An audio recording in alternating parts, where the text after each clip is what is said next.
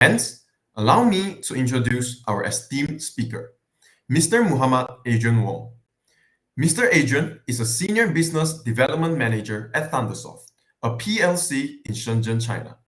He comes from an ICT background who is a passionate and person for technology and innovation. As a technopreneur, he believes in enabling better lives to drive both impact and revenue. He has been a digital enabler for the past 20 years, dabbling in content, iPad applications for autism, custom software, hardware integration, mobile, games, machine learning, video production, and e-commerce. He has also contributed to numerous NGOs and social enterprises. His most highlighted engagement involved a month-long sustainable project for Muay Thai World Championship, where his sustainable initiatives in Langkawi for 2,000 global athletes managed to contribute towards the inclusion to Muay Thai being an Olympic sport. Now, without further ado, let us welcome Mr. Muhammad Adrian Wong for the workshop. Hi, very good evening, everyone. Thank you so much for the introduction, Junya. So I'll share my screen, yeah.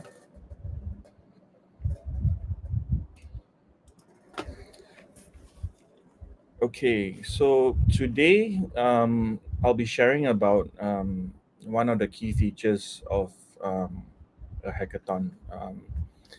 This particular hackathon, as you know, according to the participant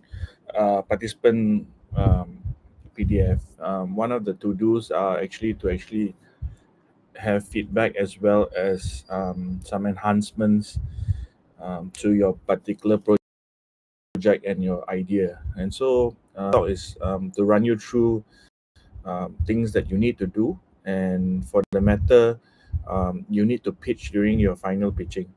I understand that you will have about 10 minutes to pitch and about another 10 minutes to actually do a Q&A. So let's get down to it. So tonight I'll be talking about three important things. One is testing your solutions with real users. Testing it with your own teammates is not real users. Okay. And then basically learning from user feedback. So basically, how do you actually take user feedbacks and probably generate a high ranking to-do list in terms of their feedbacks. And lastly is to actually enhance the solution, meaning to say whether or not it's code based or whether or not it's idea based, both plays a significant role in the judging process. Okay, so I'm going to take you through this particular scenario. It's actually a very nice use case which I saw upon about my ago. So I'm just going to play um, to use this as a product use case. Okay, so it may be a technology product, but this is a physical product. Okay, What's your story? Growing up, Aaron was your typical young entrepreneur, hustling and starting just about everything: lemonade stands, party buses, and even starting his own juice shop in Toronto. But everything changed when he met Or, his eventual business partner. He realized there was a bigger opportunity: starting an online business. I started a business with Lior. I thought he was just super smart. He was like in that online world. I was opening up juice shops and making smoothie recipes. And I actually wanted to sell cricket protein, like grinded up crickets. And I brought it to Lior and he's like, that's disgusting. But have you seen this rise in weighted blankets? And then we went on Google and we saw that there was 300,000 people searching for weighted blankets. In the coming months, with enough proof of concept and validation, Aaron and Lior started developing a sample of what they thought to be the perfect weighted blanket. And the wild thing is that they were doing all of this, they were working their current full-time jobs. Like I was. Okay, so just takeaways from this one is that they validated their idea, and how they validated their idea was basically they did a Google search, simple Google search that came up with 300,000 search results, and how they came up with an idea. Okay, so how do you actually test your solution with real users, because part of the feedback in this hackathon is you actually provide 3 specific feedback points. So this is actually quite a issue, meaning to say that you can't just go out and get 3 people or 3 real users to actually go through your idea or go through your solution. You need more than 3. So meaning to say, if you need 3, you probably need to do a user survey of 30 or more, maybe, and then you can actually rank them based on their feedbacks and see out of the 30 which one has the most feedback, right? So I'll cover this in terms of testing your solutions with real users. And so the whole reason why you want to test is so that you can iterate rapidly. Meaning to say, I guess because you guys have been in the first, second week, I'm not sure whether you guys have already secured an idea. But for those who haven't, what you can do is that you can actually these ideas with the existing Discord group, because I understand that this hackathon is online, right? So if you're finding a hard time to find users, or if you don't want to bother your friends, then bother the participants themselves. So you can actually come up with surveys, have your ideas actually you can actually DM or direct message some of the participants in order to actually get their point of view of your idea, right? And also when you do that, you're actually practicing your pitch as well, in terms of keeping it short. Not you want to reach 10 minutes. A very nice elevator pitch would be about 3 to 5 minutes. So if you cannot get your idea or your solution across in that amount of time, then maybe you need to work on both the idea and the pitch itself. Okay, so having said that, you don't have much time for this hackathon. I think you're left with another few weeks. So basically, if you don't have a good idea, or if you have a few ideas, so a lot of times teams would come up with 3 to 4 ideas, and then you can pitch these 3 to 4 ideas to an existing mentor, or if you have friends from your classes, or friends from the hackathon. That's my my advice lah. Because sometimes some people may not have the time as well. Having said that, also it's nice to also pitch it to the user base, meaning to say it can be someone random on LinkedIn that you met or you just added, who is not from the IT world. And these are the times when you actually pitch it to people that are fresh and unknown, right? So it doesn't have to be I'm from a hackathon and I'm pitching for this. It can be this is my idea, what do you think about it, right? And so the more people you ask, the more questions you ask, sometimes you realize that you'll get better at asking the questions in order to get feedback for the ideas, right? Okay, so 2 points to take away from this is that the more ideas you have, the more people you talk to. It's a funnel, meaning to say, if you need 3 people, then you need to talk to about 30 people so that you get 3 good ideas. And then using a network of friends, whether it's a classmate or someone from a basketball game, just throw the idea to him informally. It doesn't have to be formal. And then note it down formally so that you can pitch it during the pitch event, right? So some of the other things that you need to do to test your solutions include validation of your assumptions. So sometimes we tend to think that we know, but then when you go down to the ground and you have a subject matter expert, and then you realize that actually it's not like this, right? So how do you validate and invalidate an assumption? Is that identify out of the UN SDGs which particular SDG that you want to actually solve, and then from then on only take on a subject matter expert. So if let's say it's for education, then you might want to look into lecturers or teachers, right? So these are your stakeholders. If you're looking at, say, waste management or how to handle municipal waste in terms of recycling, then you probably need to really go down to the ground.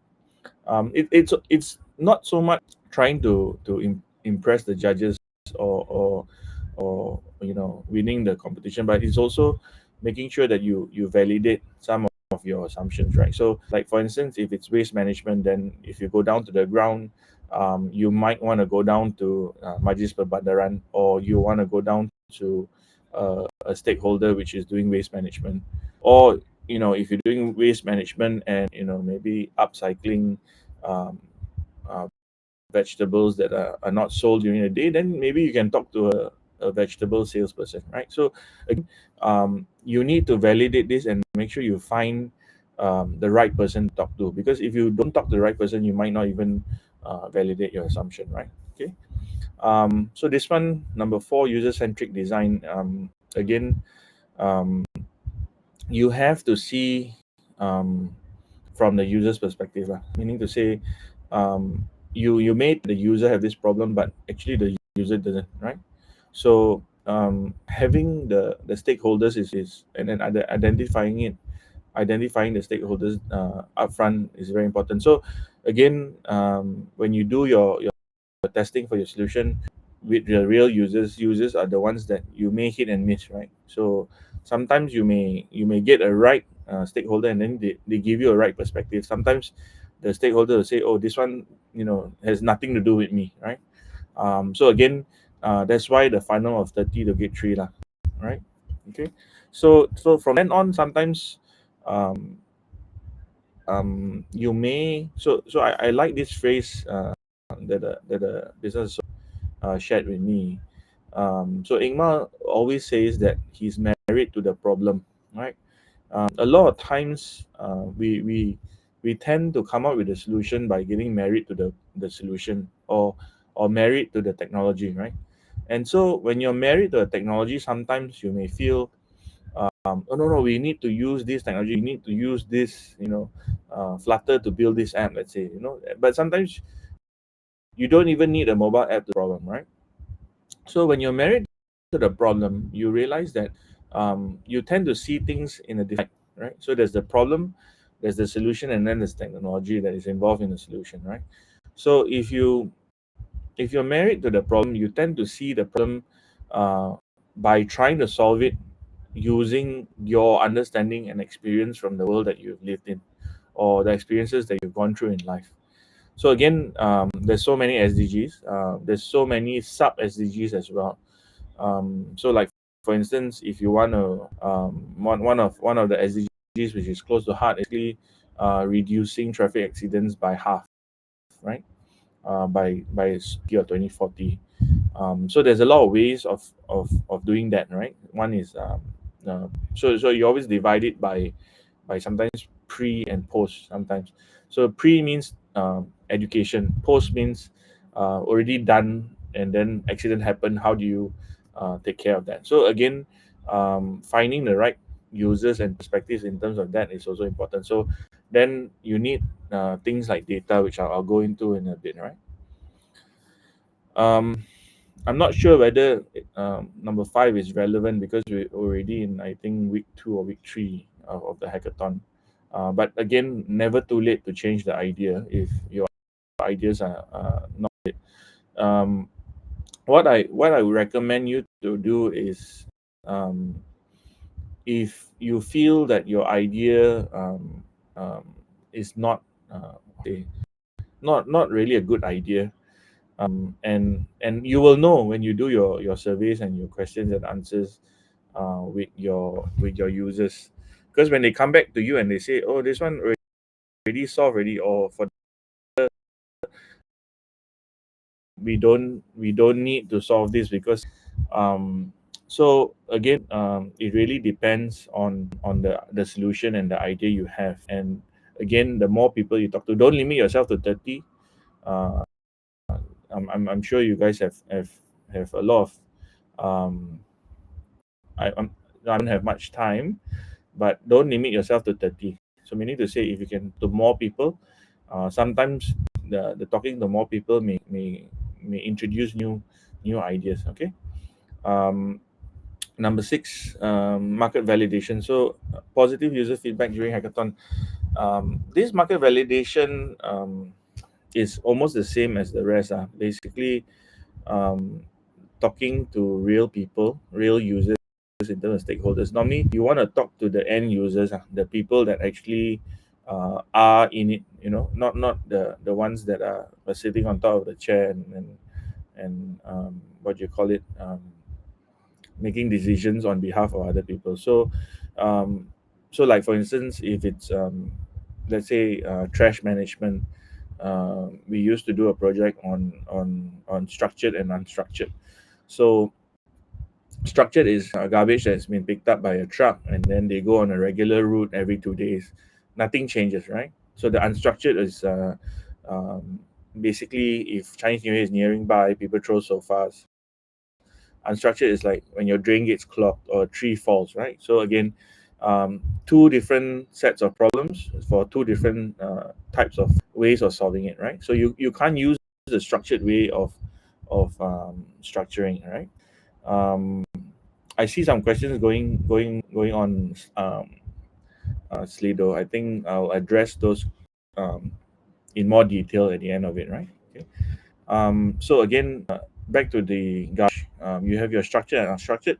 It doesn't mean that your structured every 2 days can pick up the tree and clean the rubbish and pick up the sofa, because the structured is already on a route, right? So again, how you solve the unstructured? Again, when you solve the unstructured, it may be a user-generated complaints management app. It may be, you talk to the different levels of the stakeholders, meaning to say, there's the guy that actually takes the pictures, there's the guy that actually wears the gloves and picks up the sofa, there's a guy that actually manages it from the office, and then there's the Menteri Besar office, and then the Menteri Besar, and then the local council. So again, if you can talk to all 5 people and figure out how their route is, or how their work is and their workflow is, then you have a all-round bigger picture, right? So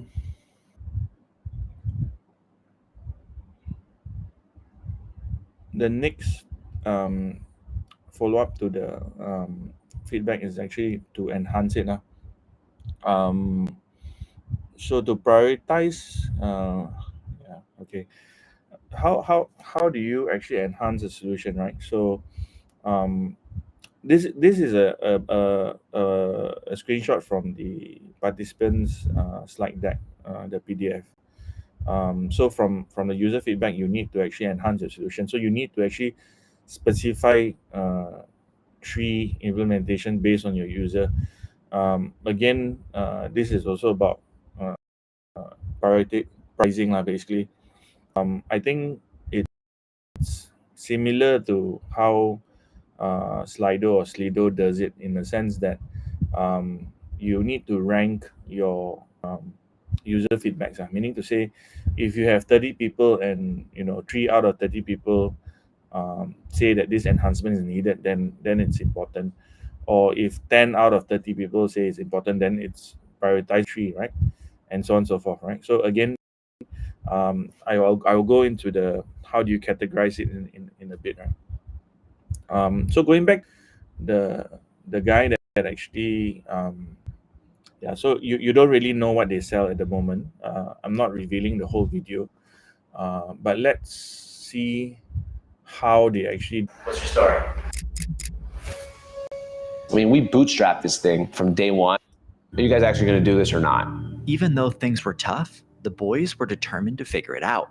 But with money running out, they had to do something quickly. And this is when Aaron had a brilliant idea. We needed to prove that there was something here, that someone wanted to buy this product. And once they got the product, that they were happy with it. We weren't just good marketers with shitty product. They got to the point where I was like, hey, why don't we just call everyone? Because clearly they were buying it. They're not buying it now.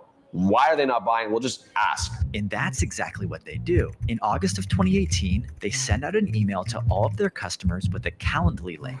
Their goal? To talk to every single one of their customers and ask them why they stopped buying the blankets. Every single person said the exact same thing. Aaron, we love the blanket. It's so amazing. It's incredible, but I'm sweating in places I've never sweat before. It's disgusting. So I'm putting it in my closet, and in the winter, I'll pull it back out. And this is when Aaron and Leora have the biggest breakthrough in their journey. Instead of launching a product and hoping for the best, they realize the secret to building a business is talking to customers. And it was like a light bulb moment where we're like, wait a second, why don't we just make a cooling weighted blanket? Because if it was cooling, you would use it all year round. They're like, of course we would. So Okay, so watching the video, they actually made a blanket. And they had an issue with the blanket because in the US, what happens is you have your summer months. And so during the other months of not summer, everyone was using a blanket. And then when summer hit, they basically went from hero to zero because they had no customers buying it at all, right? So what they did was they called up their customers, and these are the customers that bought from them. So again, your customers are your users. Your users for the hackathon obviously is not someone that has already been using your product, but it may be a user that has experience or for the matter use another product. Okay, so again, we I think hold on, let me just pause this. Yeah. Um, so basically, when you have feedback during the hackathon, um, there's a few learning opportunities as well as networking opportunities in terms of getting user feedback. I think some of the general questions which I think I need to address them now is the fact that you guys are also in the midst of already building them, and so the questions about you know getting user feedback while you're developing the project and while the idea is being and the idea stage, right? So again, there's no right or wrong lah. When you get user feedback during your project development stage, I think it's quite frustrating also, because you've already started developing it, right? But so the first point that I was saying in terms of iteration, um, I know when you set a project and you've already deployed, or for that matter, you've already written lines of code, and then your user comes back to you, what do you do, right? So again, if you don't listen to your users and you still continue building what you're building, then who are you building it for, right? Are you building it for yourself, or are you building it for your users, right? Again, your team and your idea and your plan is yours. So again, when you make so many assumptions and you build something, a lot of people say shop sendiri lah, or for that matter, you pat your own back lah, jago kampung. Again, what's the point of building something that you think is great, but your existing or your future users are not going to use, right? So again, I think the feedback loop is not just the idea stage. I think we've come to a point where you've started building some stuff. I think this is also the good time where if you build only 5 to 10% of, or maybe 50% of what you've done, then you can actually let them test the code itself, or show them a working idea, which is your 50% MVP, and then from then on get some constructive criticism as well as some feedback lah. So I know, I know it sucks in a way, but that's how life is sometimes. So that's why some of the development in terms of iterative is also agile lah. So how agile are you to get user feedback at any given time lor? If you keep at it and then you build something that nobody uses, then there's no point also, and then it won't necessarily win the hearts of the judges, because at the end of the day you need to say, I've spoken to XYZ 30 people, I've got ABC, D, F, and XYZ. These three guys said that this is the idea, and then we implemented this, right? So you still need to figure that out during the pitch for this hackathon. Okay. So please speak to your mentors. If you know the list of judges, it'd be nice to actually research the backgrounds of the judges. I think one of the very seasoned hackathon judge actually spoke at another hackathon, which I have a video of, which I can share. He spoke about identifying who the judges are, because some judges have different preferences sometimes. So again, your alignment in terms of whether or not your team's goal or the SDG goal or the winning of the hackathon in terms of the judges and in terms of their preference really plays a different direction in terms of your intention of what you want to solve, right? Why I say that is because I've been through some hackathons. This specifically was a video, 48 hours to produce a short film, and one of our teammates had some dealings with the judges before, and she mentioned that, oh, this judge is a very Malaysian pro-cultural judge, right? So what we did was we scripted the short film to have elements of Malaysian, right? So like durian or the slipper, so those are the things that, when the judges evaluate and they see your idea, like, hey, this is me, or this resonates with me, right? So again, speak to your mentors. If you know your judges, do your research, right? Okay. So again, winning is not everything. I know a lot of you are serial hackathon participants, but I think the networking and the meeting new people is also something that you gain from user feedback, because you never know, when you build something now, you might use it in the future, or you might cross someone's path, right? I think there's an article in the Star papers today called Star Level Up about Hazwan. Hazwan's actually he's the game designer for Final Fantasy 15, who used to work with Square Enix, and he came back to Malaysia to build a company. The reason why I'm saying this is because he actually decided during those days to actually go abroad, right? And so when he went abroad, that's when he made his networking with industry professionals by learning a simple language like Japanese and translating a simple proposal into Japanese, which was 10 pages. And so sometimes this kind of networking opportunities in hackathons, you never know where they will go, and you never know where the industry professionals will lead you to eventually, even though it's just a simple question, right? Of what do you think of my idea? Can we go further from this, right? So this one I won't cover so much, but technologically, I think coding challenges, you need to address this in a sense that you need to actually mindfully put this down. So you need to highlight a coding challenge that you face, whether or not it's with a Google technology or on a code base or whatever not. And you need to answer this question in order for the judges to actually give you some marks during the pitch. Okay. So enhancing solutions based on feedback. I'll cover this next steps in terms of future steps for your project and how you plan. Of course, this is a bit premature in this stage, but just planning ahead from the day you win or the day that you validate your idea with the judges and you want to take this on a bit further. Okay. So let's see. What's your story? I mean, we bootstrapped this thing, but it was so expensive. It was $100,000 to get the first roll of that fabric, and we couldn't afford it.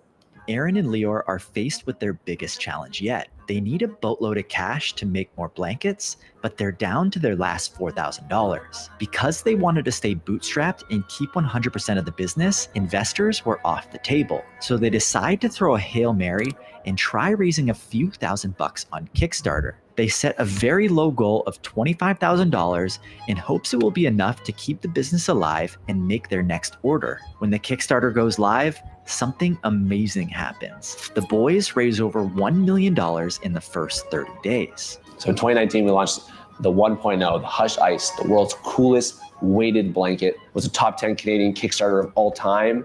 And when people ask us, like, what was the hack? How did you reverse engineer Kickstarter? Like, what was it, a specific agency or a video style? And it's like, no, I mean, I had 3,000 people that literally told me on the phone that they would buy it if I made it. Aaron and Leo are So as you can see, what they did was very, very simple. They just listened to their users or listened to their customers. They already had their first 3,000 customers that were already buying. Again, whatever you have built in terms of an idea, whatever that you've got an idea, and then you've got a solution, and then now you've probably built, say, 5 to 50% of it. You don't have a first user, and the first user is always very important. If you do, I think the charts in terms of, can't remember, BNC or something like that, the charts that you do, normally you need to identify your first user, and your first user is not your brother or sister, your mother that supports you 100% regardless of what you do. It has to be a user that is either willing to pay or significant impact if it's not monetary. Okay, so now if your first user is not a paying customer or a user that have already bought from you, you need to convert that first user, right? So the first user can be a stakeholder. The first user can be, the guy on the ground that is picking up the sofa that I mentioned, unstructured. It can be the guy that says, I will use your app if you pay me, or I will use your app if I can recycle this 1 kilo of aluminium, that I segregate from the waste when I'm collecting rubbish on the rubbish truck. So it can be that guy that is collecting rubbish, or it can be that supervisor that says, if you have an app that takes picture of before, during, and after, I will use your app. So that's your first user. Okay. What's your story? So basically, I'll just cover this very quickly, so that we can get to the questions. I think the questions are a bit more relevant and burning. So again, mentors, judges, fellow participants, potential users, and as far as the story of Hush is concerned, they actually literally called up, like one by one, text them, WhatsApp them, and they were doing it for the whole year. And so that's how they came up with the next iteration of product number 2, because the first blanket was to deal with heat and the second one was to deal with cold, so that you can use it a whole year round. Okay, so again, you need to ask proper questions. You only get better when you ask questions that are better, and you improve from there. Meaning to say, if you ask the first question, you don't get the correct response, then you need to change your question or word it differently, right? Okay. I think some of the questions on Slido has to do with this number 2 in terms of categorizing feedback. So again, there'll be so many feedback. There'll be people who just give you feedback for the reason of giving you feedback. How do you balance that with your intention as a team and the goal that you have, right? So again, usability. Like if your feature set is crap, then you just got to bite the bullet and say, yeah, my feature set is crap, because if 10 fellas say that I won't use this feature, then just don't build it, right? So feature set is one, and then functionality. Like, is this app supposed to do something? Is this app supposed to function this way? Or if it's not supposed to function this way, then why are we building this, right? Of course, design and scalability can come after that, okay. So again, you need to identify what your mission and vision what's your SDG that you're trying to solve, whether or not there's some data. So I'll go down to data a bit. And then you prioritize your feedback. No? I think like Slido, if you uprank, then the more people that uprank, I will deal with the questions. It's like having a collective lah, like all of us think the same way, because of our experiences, and because of that, you prioritize your feedback lah. Okay. So again, common themes are patterns in feedback. Again, it's multiple people saying the same thing, or if that particular area, like on Slido now, you have two people that likes one particular question, and so that that question is burning in terms of two people, right? And so that two people actually have a similar issue or suggestion, right? Again, you have to be very objective a bit about it. Take feedbacks positively. I mean, all of us have different points of view lah. So again, you need to, I mean, you can table out all the feedbacks and then show the judges, I have done 30 people, and these 30 people, these are the ranking, and these are the things, then highlight in red and say these are the three that I've actually taken into account, right? So positive and negative all fine.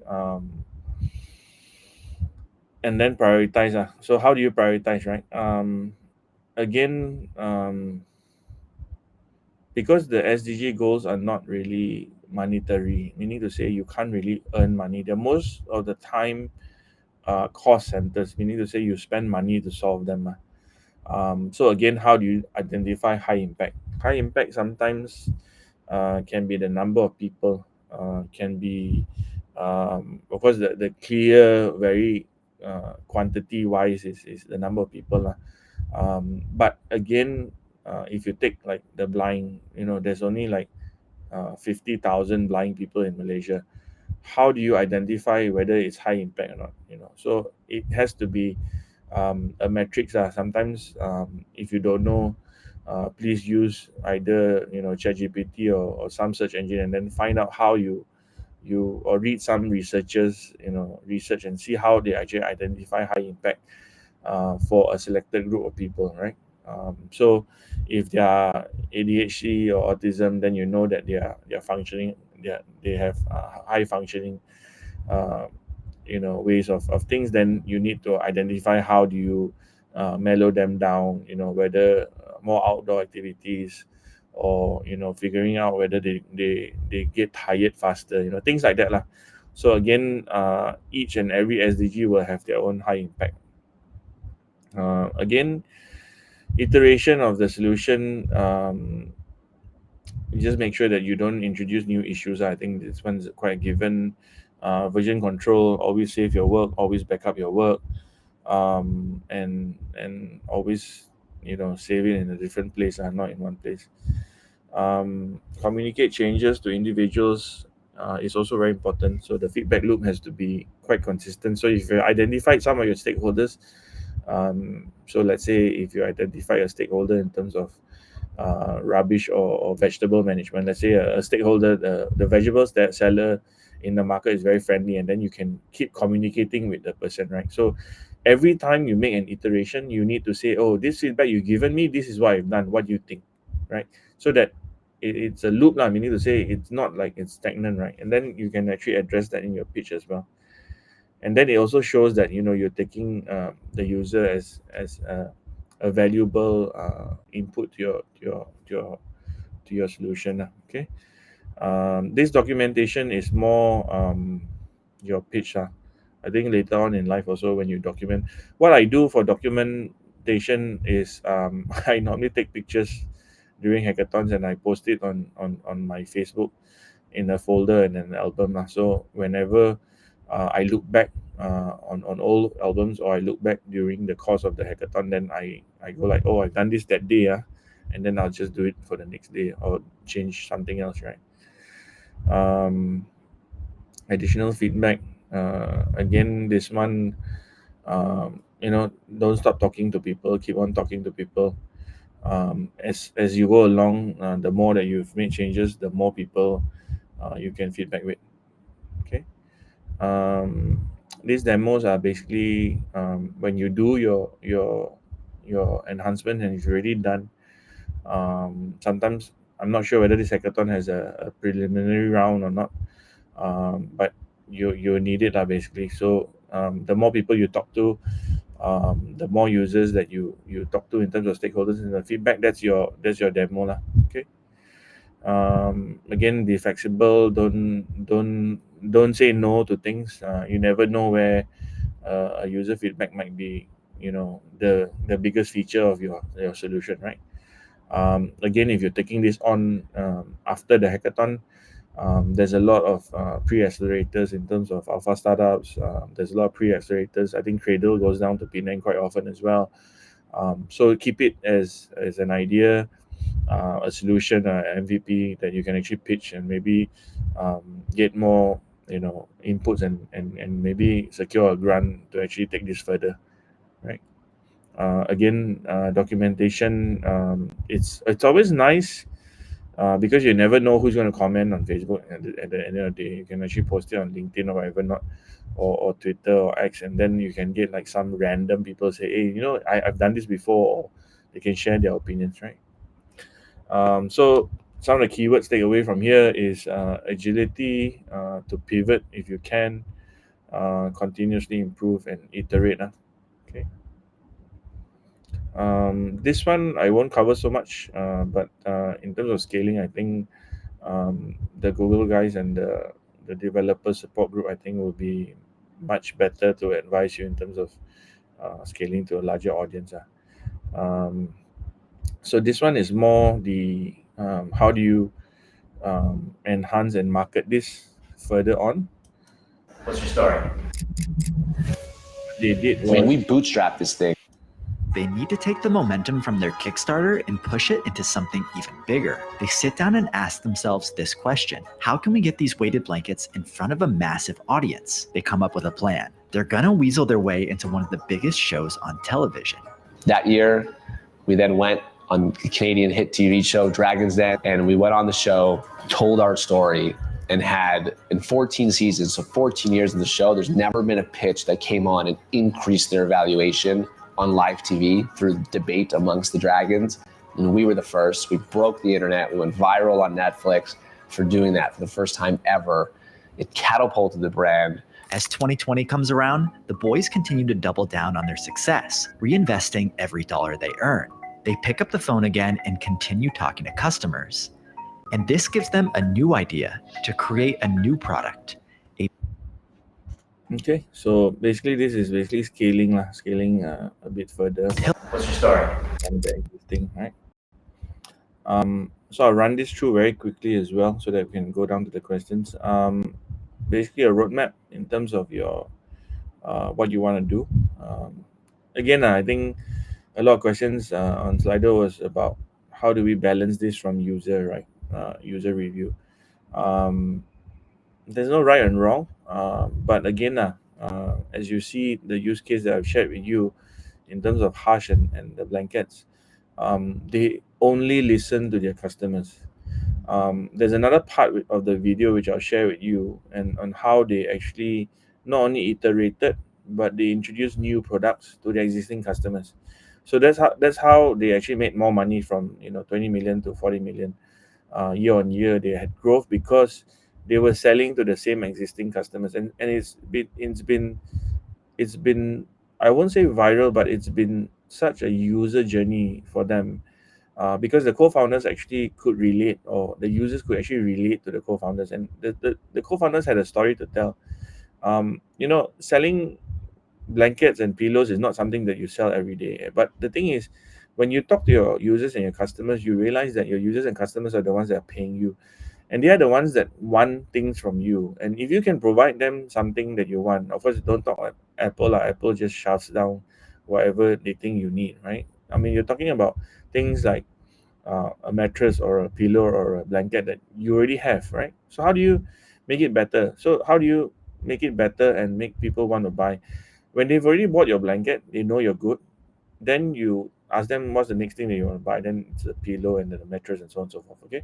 So again, listening to your users, but again, there's a very fine line in terms of what you're building, what your directions are, in terms of what you're implementing and where you want to go. Okay.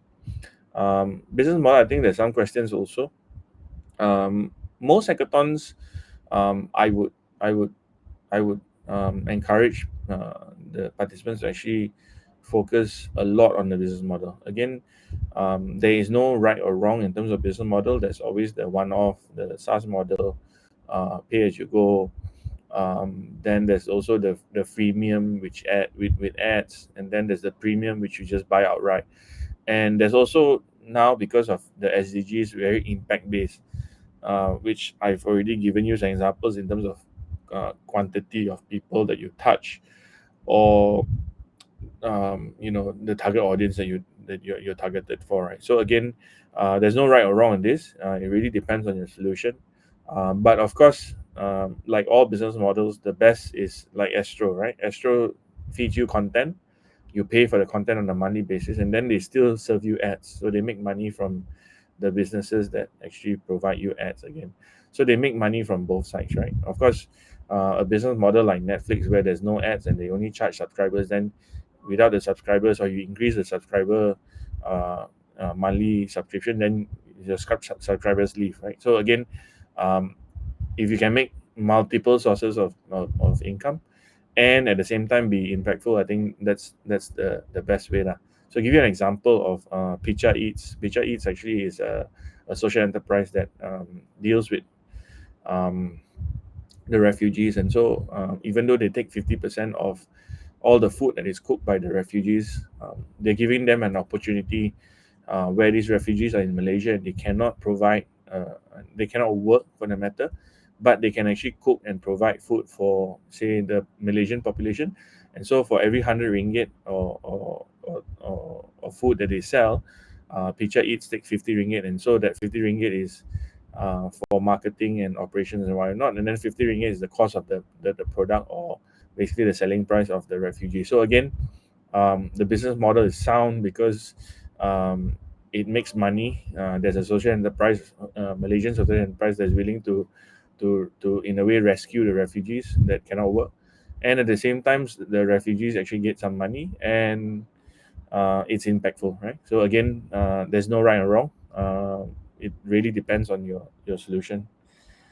Partnerships, I think it's the last SDG, I'm not mistaken, 16, where after you've sorted out all your SDGs, I think the best is the forming the partnerships, whether it's your existing teammates, your sponsors, in terms of your stakeholders, organizations, corporates, and investors, in terms of scaling up, and then engaging in the community again, whether it's in your university, outside.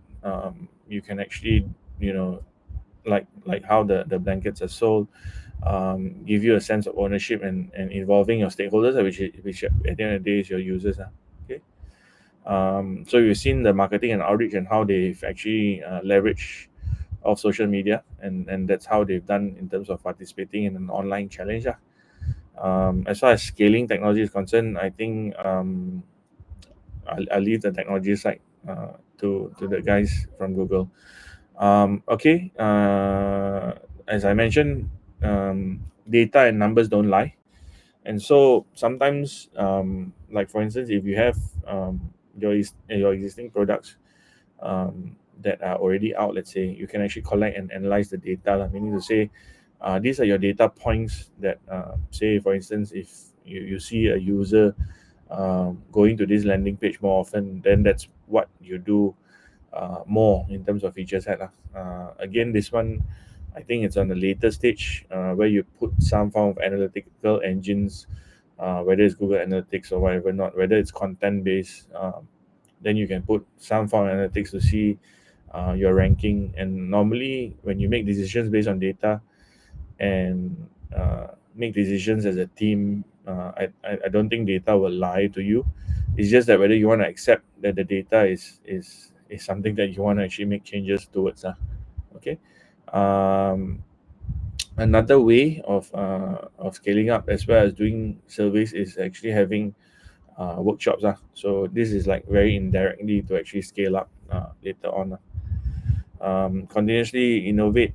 Basically, this is a lot of companies that actually do Monday kind of town hall kind of thing, And so that's when you get more innovative ideas and brainstorming. Some companies do hackathons internally as well, to actually squeeze the creative juices. People in Google actually have 20% of their workday dedicated to their own projects. Feedback loops in terms of stakeholders, as mentioned just now, always talk to your users as you make changes. This is later on, you can have newsletters to notify your users. I like Telegram and how they actually push out new features sometimes. They have sometimes stories or whatever messages that they send out, and they send out with a very nice drawing, which is very unique to Telegram, and that's how they launch their new features.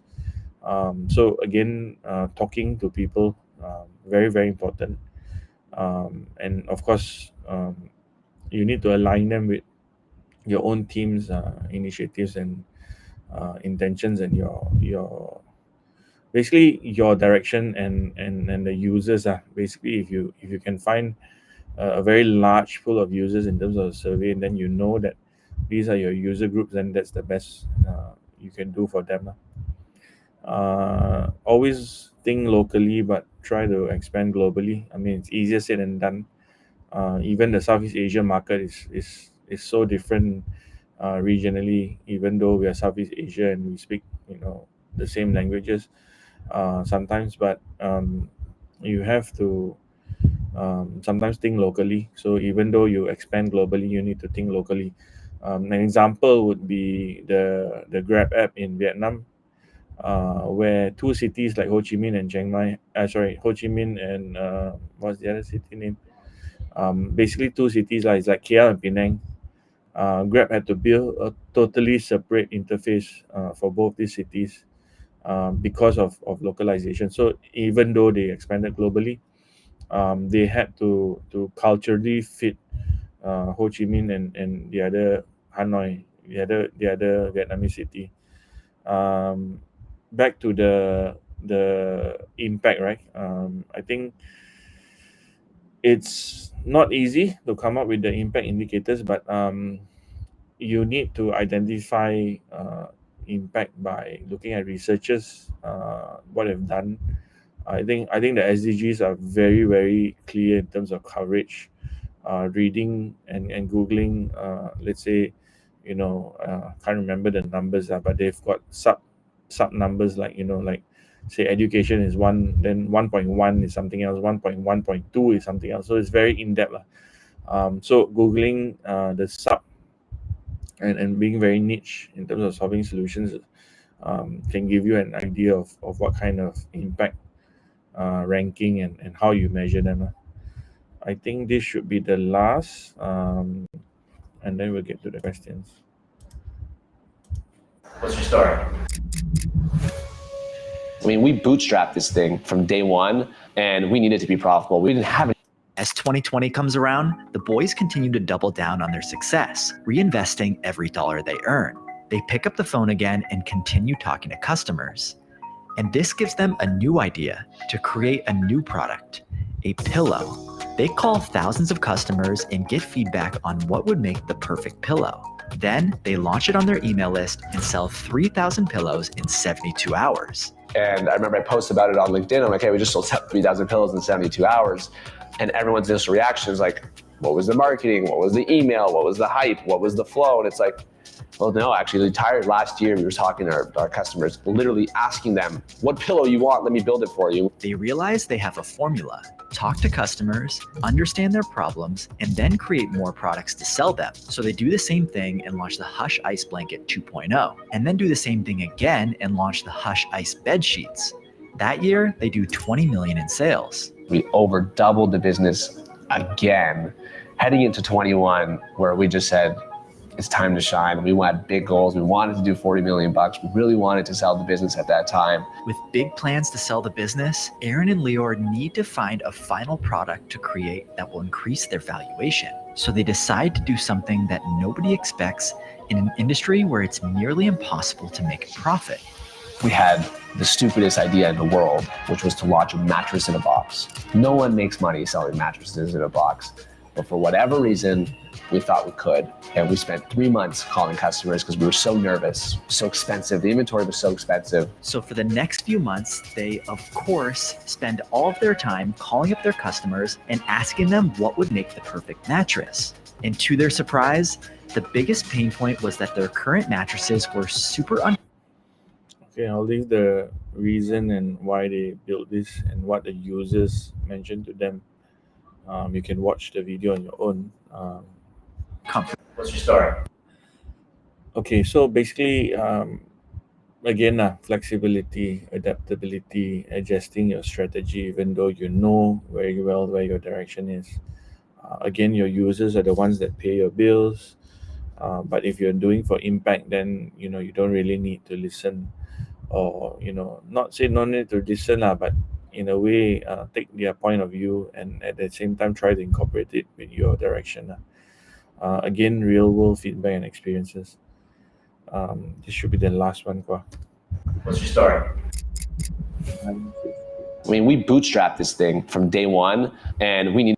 Then, in October of 2021, the biggest sleep company in Canada gives them a call. They want to acquire Hush blankets. We sold the business to the largest sleep company in the country. We went from 0 to 48 million in 48 months, and it's been a really fun ride. Along their journey, Aaron and Lior learned hundreds of lessons, but there's one lesson that stands out, and it's something they didn't realize until they sat down and really looked back. All of these phone calls and customer conversations created a community of superfans, customers that would buy from them forever. And it's actually what makes Hush stand out from the thousands of other companies selling the same products. And we opened our first pop-up store in the highest grossing mall in the country, 4th in all of North America. And Alo also decided to come to Canada and open the same time as us. And they had 700 people come through their door on opening day. We had 1,500. And who came? Our people. There's a blanket behind you. Someone's had us sign their blanket, and they gave it back to us as a souvenir. One of the executives from the company that purchased us was there, watched it happen in real time, and came up to me after, and he's like, I've never in my 25 years in this industry would think that someone would ask a guy that sells blankets to sign the blanket. In that moment, I was like, that's why we storytell. Today, customers care more about the people behind a brand than they do about the product itself. Aaron and Lior documented their journey and got customers involved from the start. They weren't just selling blankets and pillows. They were bringing their customers along for the ride, being vulnerable and sharing all the ups and the downs. I think storytelling is the most important thing you can have when you're marketing a brand. And Okay.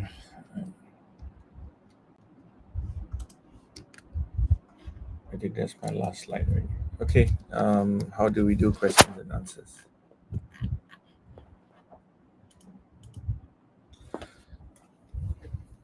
Shall I take the questions and answers, Right. or are we sharing a screen? Yeah. Ting Jun will be sharing the screen. Right. So thank you, Mr. Adrian, for the insightful session. Now we would like to open the floor for the Q&A session.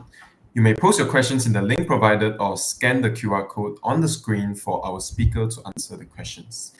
Now, the first question of the day is, I feel like constantly improving with users' feedback makes me lose my vision on what I intended to do. Is user testing really that important? Yeah, so I think my answer here would be yes, it's really important. One is to win the hackathon as well as to actually make your product better. So user testing, there's many types of user testings that we're talking about here, right? So when you user test, it can be for security reasons, it can be for functionality reasons. But I think for the hackathon's sake, what we're looking at in terms of user testing is whether or not the user likes the product. It's something that has impact, is something that someone would use or your stakeholders would use. So I would say it's really important. But again, your vision needs to be in a way flexible. Your vision may not be the user's vision because you're not the user. Does that answer your question? All right. So the next question is, how do I find the users I am targeting if my app actually targets special audience that is not from my surroundings? So again, as mentioned, you can actually go to LinkedIn. I think Reddit is a quite good place in terms of and Quora. Both are very good places to actually find your audiences. Um, I'll tell you how I found my users for an autistic app. I hit forums that had kids with autism or people with autism, and so you need to do your groundwork. You can't be building an app that you think that is a special audience, but they're not there. So Reddit is a good place to find your audience, make friends. I know your parents tell you not to make friends with people, but I think this is the way to actually reach out. Nowadays we get into cars that are driven by strangers anyway, so go make friends, find your special audience, whether or not it's okay. Maybe your special audience isn't online. Okay, then that's another issue lah. If they're not online, then maybe reaching out to an NGO, like for instance, if it's cancer based, a lot of patients are not online, but there are a lot of NGOs that are online that deal with the cancer patients. So again, talk to the NGOs. If it's very health related, then talk to the doctors, the specialists. I think these days a lot of forms are online that you can reach out. A lot of hospitals are also online with the doctors, not phone numbers, but yeah. So those are the few things. And if worst kind of worst, if they're not online, the two things that I do is pick up the phone, call. If they don't answer the phone, then show up at the door lah. Yeah. And if you're not in the surrounding, then I guess you need a partner in a selected country lah. Or for that matter, reach out to UN Malaysia. They're quite a friendly bunch. They would be the best person to tell you who the stakeholders that you need to reach out to, because they are the ones that are dealing with the SDGs in Malaysia, and they are the ones that they are dealing with UN in general. So they can direct you to Thailand and Singapore and whatnot. Yeah, hope that helps. All right. Testing. Thank you. So the next question is testing necessary on all aspects? Unfortunately, in Malaysia, a lot of people don't do testing. They normally hire a bunch of engineers and developers, and then they just throw everything out as production and then live, right? And so again, I like to iterate. I think this talk and the title was quite tough for me, but at the end of the day, my wife actually personally does testing for a lot of apps like Snapchat and ByteDance, and these are apps that I mean, if you use Instagram, filters come out almost every week, and if how users are, if the app hangs, you lose a user, right? So Snapchat has 4 hours testing every week that my wife does, and so that's just on the app level, right? Of course, if you're ideating and coming out with ideas, I think testing is necessary, because testing is like a piece of paper and going up to someone and say, hey, do you think this will work? And so that's the idea stage, and then there's the app stage, and then there's a reason why the alpha and beta stages exist. Alpha is internal users, beta is external users, and so there's also the if you Google on YouTube, there's also the you know cereal as in breakfast, and Coca-Cola and Pepsi test. And the reason for this is because they want to know what you like, and whether or not the Coke tastes nice or the Pepsi tastes nice, right? So again, there's so many different tests where kids are taken on tests, to look at the eyeballs and where they look at, things like that. So I think it's necessary on all stages. It's just that in Malaysia, unfortunately, we don't spend enough money on testing. But having said that, also in reality today, a lot of tenders by the government agencies have pen testing at the end of the project, and this has to be done by a lot of third parties. You cannot do it internally. So again, industry wise, I've seen all tenders today have pen testing and by third parties. So meaning to say you have to hire from a preset list of third parties to do pen testing, whether it's penetration, security, antivirus, and whatever not. So these are the things, and also stress testing your servers and whatever not. So it's something that it's being incorporated, and industry wise, in terms of the government, in terms of Mampu, is already there. Yeah. All right, thank you for answering. Next is how do we prioritize and implement user feedback efficiently, especially when faced with conflicting or diverse opinions? Yeah. Again, no right or wrong. How do you prioritize? Is you need to find a balance. A lot of times, paying users are always how do I say? I won't say they're right, but they're always um, they need to shape. I mean, you need to shape the product anyway, right? It's better you shape the product based on being a jago kampung and feeling that this is right for them. Again, Apple will tell you this is right for you, and then they will shove it down your throat whether you like it or not. Then it becomes a feature set, right? But again, you're not Apple, you're not Google. You can't sometimes shove things down people's throat unless you're that influential. But if you ask me, it's important, but you need to balance it out, lah. I think balancing that out is quite difficult, lah, because you need to prioritize. You just have so many number of days in hours in the days, right? So again, if you feel your idea is right, validate it. Go back to your, is it BMC? I forgot the board, and then start drawing it again, and then start doing each feature set, and start talking to your same user or new user in terms of that, lah. So again, if you find 3 out of 10 or 10 out of 10, then you know that something needs to be done, lah. All right, thank you for the answer. Next up is any advice if the judges of a hackathon emphasize on the monetary profits that a solution can bring than other aspects? Tricky question. Again, it depends on the solution that you're bringing to the table, whether it's an impact cost center, or whether it's a sure solution that you can generate money.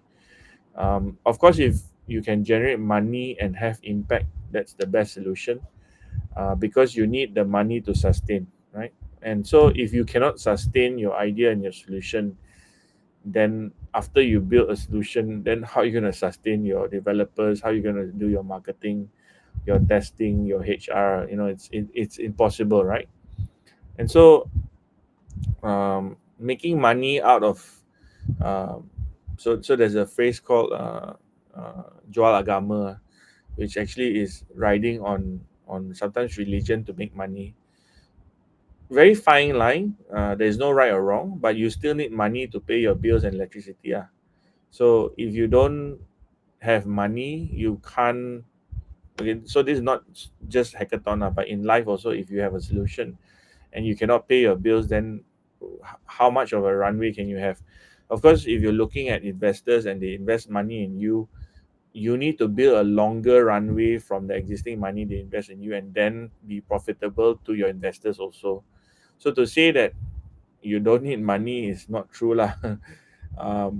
Of course, if it's impactful, then you can rely on grants. So I know a lot of people who have done impactful projects, but don't sustain very long. Then they have to apply for another grant and then rely on donors and stuff. Then that's an issue, lah, because you start worrying about your runway, then you don't have time to focus on your product, right? All right, thank you. So the next question is it better to find experts to test, or I can randomly find a potential user?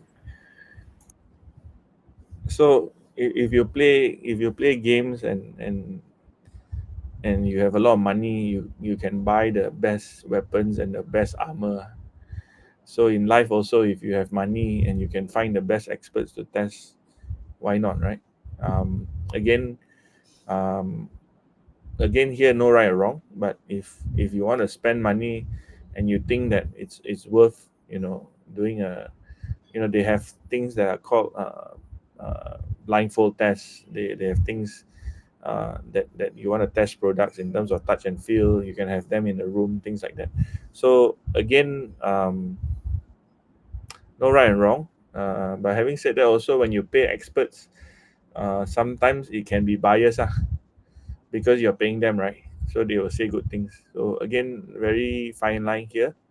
Uh, if you can have both experts and potential users and stakeholders, then that's the best. And talk to as many people as possible, if you can. Yeah.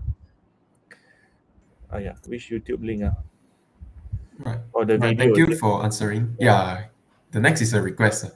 Can you share the YouTube link to us? Thank you. Can they access the chat? Can they? No? Yeah, you should be able to access the chat. Everyone can access the chat. The YouTube Yeah. video that I played, right? Yeah. Uh,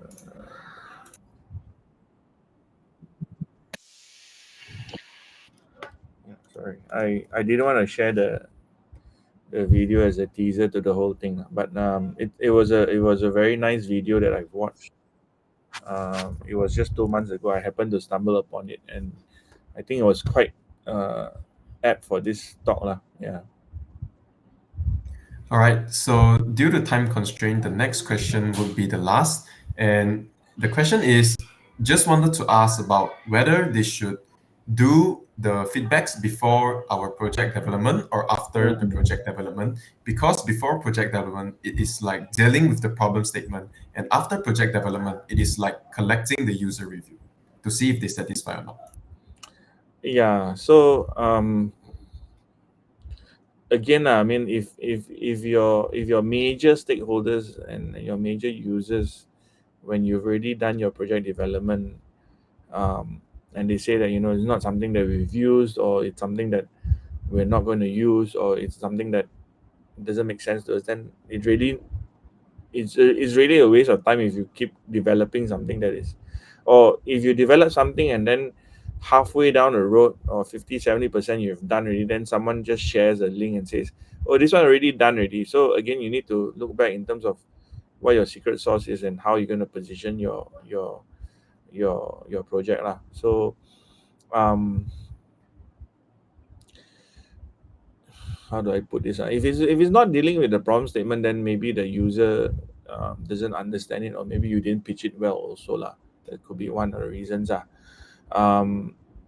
Again, when you do user feedback, sometimes 30 may be too little, and so you need a bigger audience for a survey lah. I think in surveys you have a minimum in terms of people that you can do a survey from before you take it as a global truth lah sometimes. So if you're true north and you know for a fact that maybe your sample size is too small, or maybe the users that you got feedback from is not valid, or doesn't solve the problem, then sometimes it's best to just follow gut feeling and just ignore and just do what you think is right lah. But if you do things that you think is right, and then 3 months later down the road, different user says that, hey, this one like that, like that, like that, then it's like, hey, why didn't you listen to that other user 3 months ago? But then again, if 3 months is what it needs to refine the idea, then stick to it lah.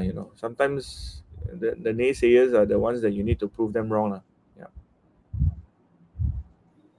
All right. So thank you, Mr. Muhammad Adrian Wong, for answering all the questions from Most our welcome. curious and engaging participants. Unfortunately, we have reached the end of our workshop, From Feedback to Improvement. We sincerely thank all our participants for attending, and we hope you have learned something valuable throughout this workshop. Thank you, everyone, and thank you to Mr. Muhammad Adrian Wong, and have a good night. Most welcome. I'm on Discord if anybody wants their question answered. So I can deal with them there also. You're most welcome. Good evening. Good night. Good night.